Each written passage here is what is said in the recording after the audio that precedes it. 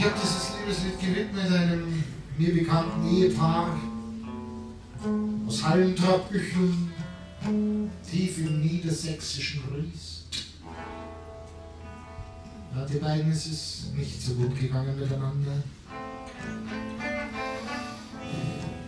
Das ist Kommunikation, es geht doch immer um die Kommunikation, Freundlichkeit. Kommunikation. Bei denen war es schwierig, aber man kann ihnen keine Vorwürfe machen. Sie haben wirklich alles probiert. Paartherapie, Einzeltherapie, holotropes Familienatmen nach Helena.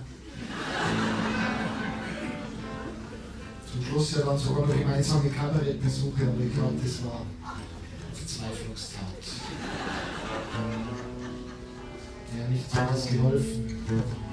Jahr für Jahr ist es schlimmer geworden und irgendwann haben sie aufgehört, überhaupt noch miteinander zu sprechen.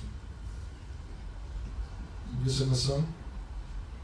Von dem Moment an lief es dann wieder super.